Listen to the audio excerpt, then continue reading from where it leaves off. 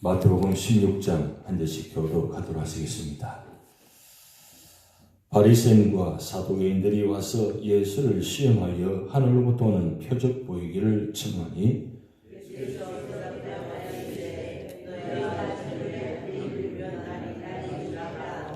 아침에 하늘이 붉고 흐리면 오늘은 날이 굳겠다 하나니 너희가 날씨는 분별할 줄 알면서 시대의 표적은 분별할 수 없느냐.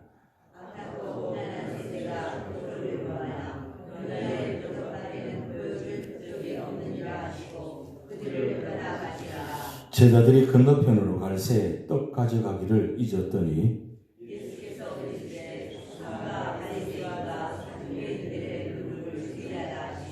제자들이 서로 논의하여 이르되 우리가 떡을 가져오지 아니하였도다 하거늘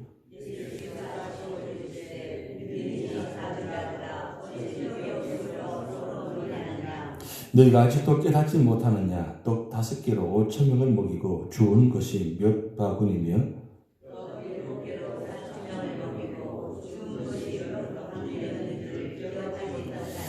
어찌 내 말한 것이 떡에 관함이 아닌 줄을 깨닫지 못하느냐. 오직 바리새인과 사두개인들의 누룩을 주의하라 하시니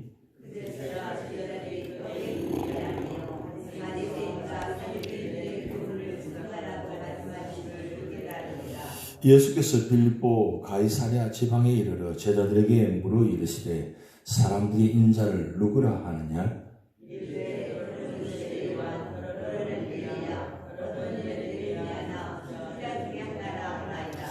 이르시되 너희는 나를 누구라 하느냐.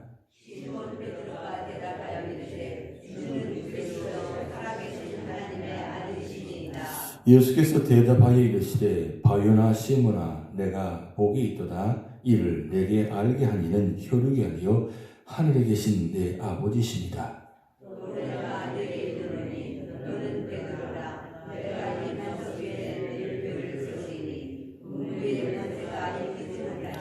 내가 천국 열쇠를 내게 주리니 내가 땅에서 무엇이든지 매면 하늘에서도 매일 것이요 내가 땅에서 무엇이든지 풀면 하늘에서도 풀리리라 하시고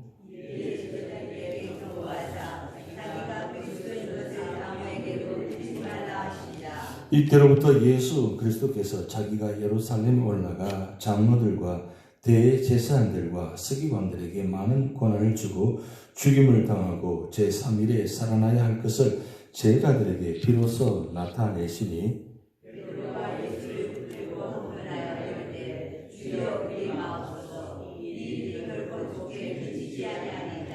예수께서 돌이키시며 베드로에게 이르시되 사탄아 내 뒤로 물러가라. 너는 나를 넘어지게 하는 자로다.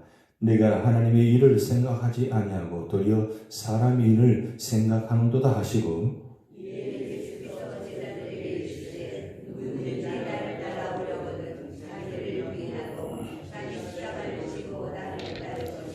누구든지 제 목숨을 구원하고자 하면 잃을 것이요 누구든지 나를 위하여 제 목숨을 잃으면 찾으리라.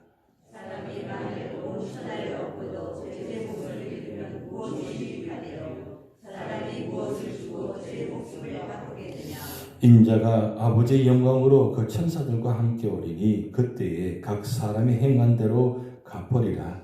진실로 너희에게 이르노니 여기 서 있는 사람 중에 죽기 전에 인자가 그 왕권을 가지고 오는 것을 볼 자도 있느니라.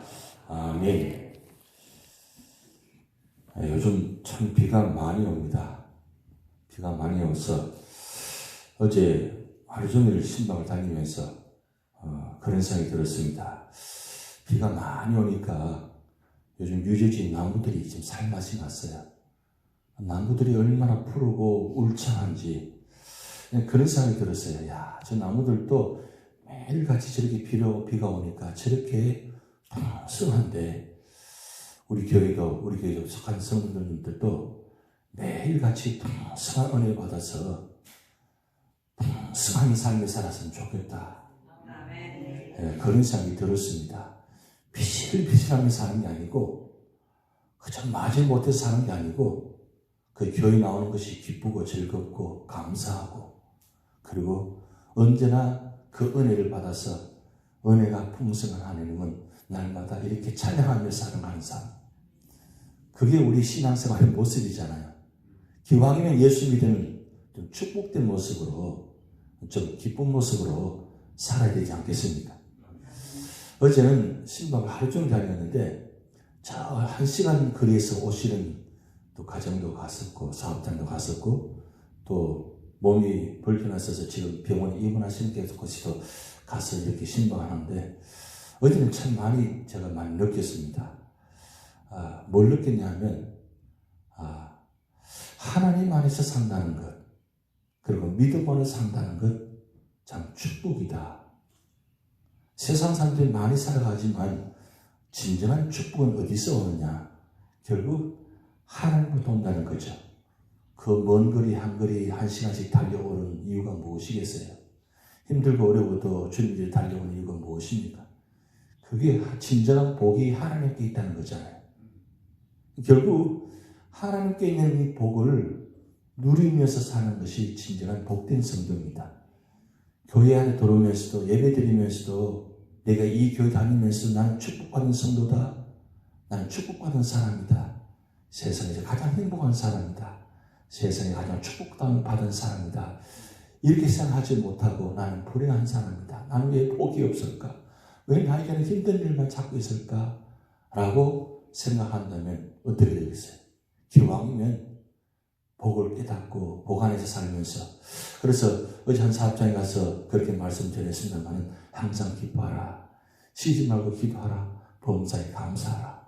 이 사무실 안에 아예 딱 액자로 걸려있는 걸 제가 보았어요. 참 복 있는 성도다. 근데 제가 가서 하는 말씀드렸지만, 교회에서 목회자가 준비해서 이거 이렇게 됐으면 좋겠다 하고 이 프린트물을 만들어가지고 교회 전달했는데, 성도들에게 그것이 사업장의 가정에 가장 중요한 자리에 딱 붙여져 있는, 거기 이제 사무실 가보니까 하나님 전화번호가 걸려 있어요.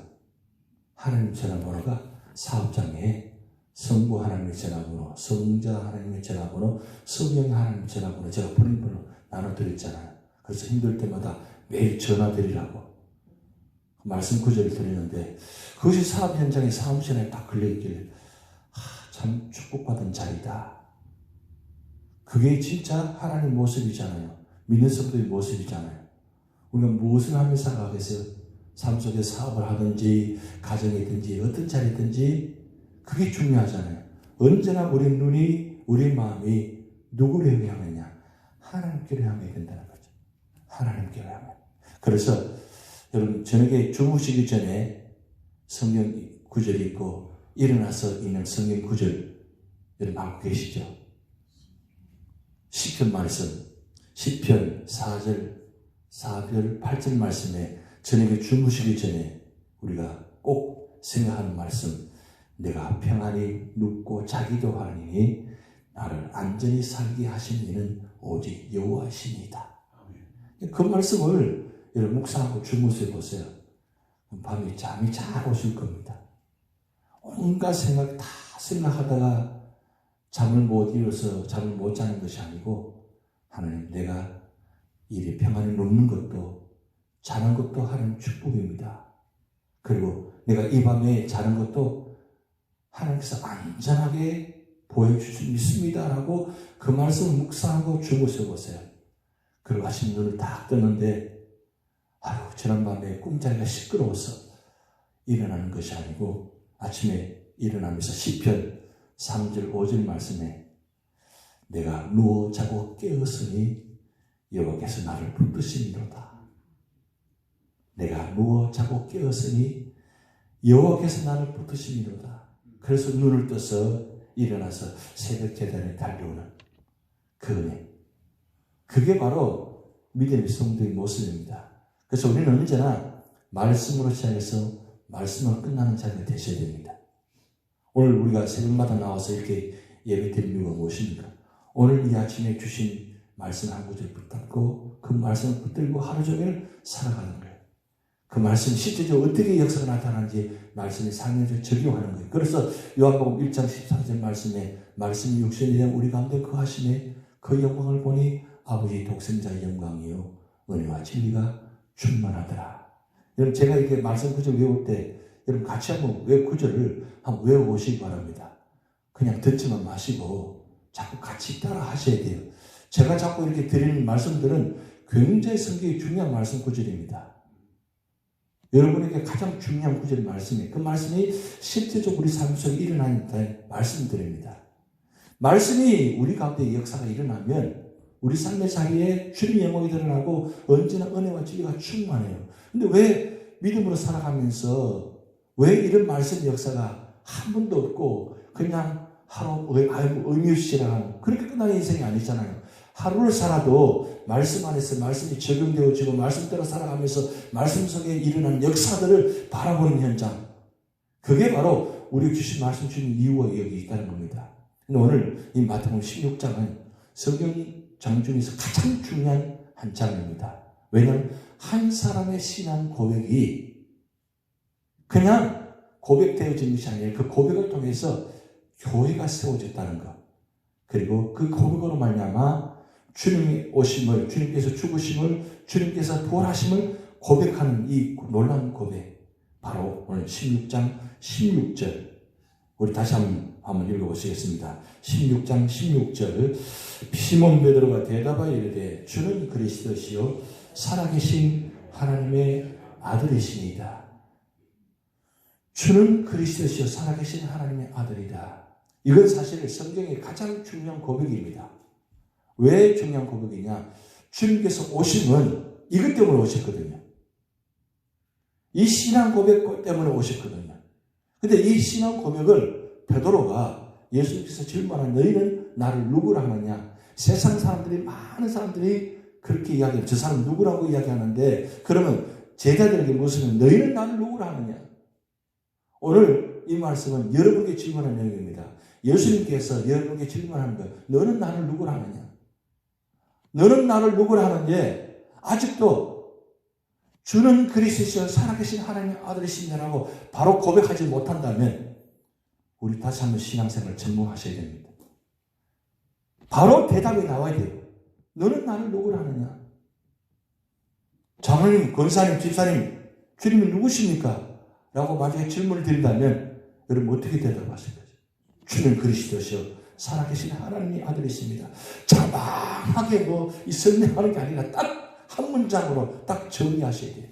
왜 이 신앙 고백이 중요하냐? 주는 그리스도만은 이 그리스도 단어가 무슨 뜻입니까? 바로 메시아, 기름 부은 자는 말씀입니다.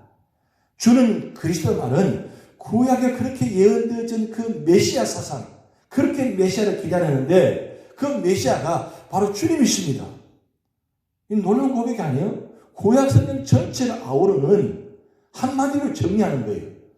시몬 베드로가 바로 이 한마디로 구약 성경 전체 예언되는 모든 말씀을 한마디로 딱 정리합니다. 주는 그리스도십니다. 바로 주님은 메시아입니다.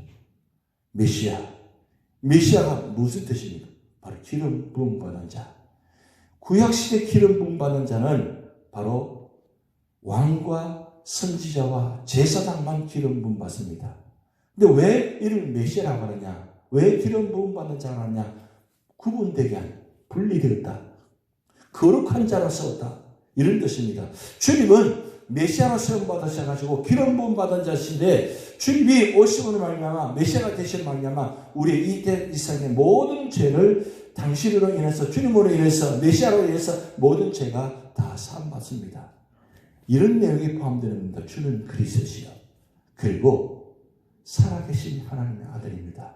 바로 이 부활을 이야기합니다. 주님은 메시아가 되셔서 죽으시고 그리고 우리를 위해서 부활하셨습니다. 그분이 바로 하나님의 아들이십니다. 정말 놀라운 고백입니다. 놀라운 고백인데 이 고백을 오늘 또 우리가 진정으로 고백하지 못한다는 거예요. 근데 여러분 이 고백 속에 주는 그리스도에서 살아계신 하나님의 이 의미 속에는 얼마나 놀라운 고백이냐면 바로 이 고백이 교회의 기초라는 겁니다. 교회는 건물이 기초가 아닙니다. 교회의 기초는 바로 이 마태복음 16장 16절 이 말씀 위에 기초 세워졌습니다. 이 뜻은 무슨 뜻이냐? 주는 그리스도 말은 우리가 메시아의 사명 받았다는 뜻이에요. 그 메시아의 사명이 뭐냐? 우리가 죽을. 그래서 교회는 죽으러 오는 겁니다. 교회는 죽는 자입니다. 교회는 죽는 자입니다. 세상의 가정 모습들이 이거 다 살아있어서 교회 안에 들어오는 것이 아니라 교회 안에 들어오기 전에, 예배 드리기 전에, 저 성경문을 열기 전에 뭐요? 이미 우리는 다 죽은 존재예요. 죽은 존재가 무슨 이야기 할 게 있어요? 죽은 존재가 무슨 비난할 게 있어요? 죽은 존재가 뭐 남을 탓할 수가 있어요? 아무것도 탓할 수 없습니다. 왜? 이미 죽었기 때문에. 죽은 자는 말이 없습니다. 여러분, 죽은 자는 말이 없어요. 근데 아직도 살아있으니까 자꾸 말을 하는 거예요. 근데 교회는 죽어 있는 자가 되어야 평안합니다. 교회가 왜 시끄럽습니까? 교회가 왜 문제가 있는 거예요? 여러분, 우리가 다 그런 과정 거쳐봤잖아요.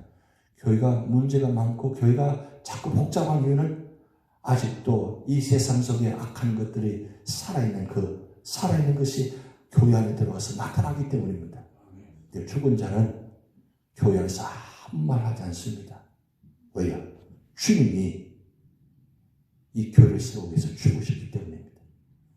주님이 죽으셨는데 왜 우리는 아직도 죽지 못하고 아직도 살아있는 거예요? 주님께서 이 교회를 세우기 위해서 십자가 피 흘려서 세운 교회입니다. 피 흘림으로 세운 교회입니다. 근데 아직도 우리가 죽지 못하고 나는 절대 피 흘리지 않고 주님만 죽으셔야 되고 나는 살아있어야 되는 거예요. 그럼 죽으면 아무 말이 없고 아무 문제가 없는 거예요. 그 신앙 고백 위에 세워진 교회가 바로 교회입니다. 그리고 죽은 자만 있으면 어떻게 돼요? 그러면 공동묘지가 되는 거예요. 교회가 공동묘지가 되면 되나요? 안 됩니다. 교회는 공동묘지가 아니라 부활해 있는 곳입니다. 죽어야만 살아납니다. 왜 하나님께서 그 죽으신 예수님을 살리셨어요? 교회는 죽은 자가 되고 죽고 있으면 하나님이 살리십니다. 그래서 우리 주일마다 부활주일 예배를 드리는 겁니다. 매 주일마다 부활의 의미를 가지고 부활의 기념을 가지고 살아계셔서 살아계신 하나님을 찬양드리는 거예요. 살아계신 하나님께 예배드리는 거예요. 오늘도 여러분 교회 들어와서 새벽에 내가 죽은 모습으로 들어오셔가지고 하나님이 살리셔서 나가셔야 돼요. 내가 살아서 나가는 게 아니라 하나님이 살리셔서 나가셔야 돼요. 그게 바로 신앙 고백이 세워진 교회입니다. 그러면 이 부활의 놀라운 소식이 있는 교회는 언제나 기쁨이 있는 겁니다. 슬픔이 있는 것이 아니라 기쁨이 있는 곳이에요. 왜? 부활의 소식이 있는 것이니까. 그게 바로 교회의 모습입니다. 교회는 언제나 죽어 있는 것이고 내가 죽고 그리고 주님과 하나님 살면 말씀 말면 살아내는 역사. 그래서 갈라디아서 2장 20절 말씀은 내가 그리스도와 함께 십자가에 못 박혀 죽었나니 내가 사는 것은 누구와 함께 산다고요? 우리 살으신 예수 그리스도와 함께 산다 그랬어요. 이제는 내가 사는 것이 아닙니다. 나는 이미 십자가에 다 못 박혀 다 죽은 자예요. 내 과거에 내 좋지 못한 습성들 그리고 모든 죄악들 다 십자가에 다 죽어야 돼요. 죽어야만 살아나는 것. 그게 바로 마태복음 16장 16절 9절입니다. 그런데 오늘 17절 말씀 보면 예수께서 대답하여 이르시되 바요나 시몬아 내가 복이 있도다. 이를 내게 할 아니면 희록이 아니요 하나님께 계신 내 아버지니라. 여기 단어 보면 베드로를 부를 때 시몬을 부를 때 바요나 시몬아 이렇게 불렀어요. 여러분 이 바요나는 뜻이 무슨 뜻인 줄 아십니까? 바요나 조금 더 의미를 붙이면 바르 요나라는 뜻입니다. 바가 뭐냐? 바르 이 아람어인데 아들이라는 뜻이에요. 그럼 요나의 아들 시므나 그래. 요나의 아들 시므나 이게 히브리식 발음입니다. 그런데 요한복음 21장에 보면 요한의 아들 시므나 이렇게 불렀어요. 주님께서. 그럼 요한의 아들 시몬과 요나의 아들 시몬과 다른가? 아니에요. 이 요나의 아들 시몬의 뜻은 아람어의 뜻이고 우리말로 해석하면 요한의 아들 시몬이 되는 거예요. 이름이 다 다르네? 라고 생각하시는데 아닙니다. 요나의 아들 시몬아 그랬어요. 그런데 왜 요나라는 이름이 붙었을까요? 시몬의 아버지 이름이 요나예요. 우리말로 하면 요한입니다. 왜 요한화가 되었을까요? 의미가 있지 않습니까? 오늘 마태복음 16장 시작할 때 보면 예수님께서 사람들이 표적을 보여달라고 할 때 요나의 표적에는 아무것도 없다고 그랬어요. 요나의 표적이 무엇입니까? 구약에 왜 요나를 세우셨어요? 구약에 요나를 세운 이유는 물론 성에 가서 복음을 전하는 것도 가장 중요한 이야기였지만 이 요나가 고레배 속에 들어가서 3일 동안 이 모습, 바로 예수님께서 죽으심으로 말미암아 3일 동안 음부에 계신 것을 표적을 보여준 겁니다. 근데 왜 하필이면 시몬의 아버지가 요나나였죠? 아무 의미 없이 그런 요나를 이름 붙었을까요? 이거 굉장히 중요한 의미가 있습니다. 하나님께서 이 요나의 아들 시몬을 통해서 주님의 죽으심과 부활을 예언케 하셨다는 거예요. 그래서 16장부터 17장부터 예수님께서 내가 죽고 부활하리라 3번 말씀이 나옵니다. 이때 시점은 약 2년 후 시점입니다. 예수님께서 공생 기간 동안 임금은 복음을 전하실 때가 이제 마지막 한 1년쯤 남았을 그 시점에 예수님께서 제자들에게 너희는 나를 누구라 하느냐 이 질문하게 하신 말이냐 바로 예수님의 죽으심과 부활을 고백케 하는 그런 놀라운 말씀이 참 연결되는 것입니다. 결국 이 시몬의 아버지 요나를 통해서 구약의 그 이름을 통해서 예언케 하시고 주님의 죽음을 준비케 하시고 부활을 준비케 하시고 그리고 그 놀라운 구약의 그 요나 이름을 시몬의 아버지 요나 이름을 붙이게 하시고 그 요나의 이름을 통해서 시몬에게 연결되어지는 그러므로 통해서 이 시몬을 통해서 주님의 죽으심과 부활을 선포케 하는 놀라운 고백의 장면이 나타나죠. 그래서 여러분 16장 17절 후반에 이런 알게 하셔서 내 아버지 신이라고 그랬어요. 보통 성령으로 역사하게 하시는데 이때만큼은 하늘에 계신 아버지 성부 하나님께서 역사하셨다고 아주 성경의 마태, 마가, 누가, 요한복음 중에 이 본문 9절만 하나님께서 내 아버지께서 하신 일이라고 이야기했어요. 이게 놀라운 장면입니다. 구약의 모든 예언된 말씀을 바로 성부 하나님께서 역사하셨습니다. 그 일을 직접적으로 지금 요나의 아들 시몬을 통해서 하게 하셨다는 거예요. 그래서 시몬을 통해서 하게 하실 말이냐마 예수님께서 이 고백을 통해서 이 시몬에게 이름을 붙여주죠. 그 이름이 베드로입니다. 베드로. 바로 반석. 이 반석이라는 뜻은 바로 이 신앙 고백하는 자가 바로 반석이 된다는 뜻이에요. 그러면 오늘 우리가 신앙 고백, 이 신앙 고백하는 자들은 우리가 어떤 자, 바로 베드로 같은 인물이 된다는 뜻이에요. 그럼 우리를 베드로 같은 인물을 세운 이유가 무엇입니까? 우리를 통해서 이 신앙 고백함을 통해서 믿음의 반석의 교회를 세우기 위해서 세워졌다는 거예요. 오늘 여러분 세우신 이유는 여러분의 믿음의 신앙 고백을 통해서 우리 교회가 믿음의 반석에서 세우게 하신 것입니다. 여러분 때문에 교회가 흔들리게 하는 것이 아니라 교회를 무너지게 하는 것이 아니라 내 신앙 고백으로 말미암아 우리 교회가 누구도 넘어지지 못하게 무너지지 못하게 하는 그 믿음의 반석에 세우기 위해서 여러분을 세우신 겁니다. 이런 놀라운 말씀을 오늘 이 아침에 여러분 주신 말씀입니다. 그래서 여러분 기도하시기를 하나님 내 한 사람을 통해서 이 교회가 든든히 세워지게 하옵소서. 어떤 사탄과 마귀도 나 한 사람을 통해서 교회가 무너지지 않게 하옵소서. 야, 이 정도 고백이 필요하지 않습니까? 그럼 하나님께서 얼마나 기뻐하시겠어요?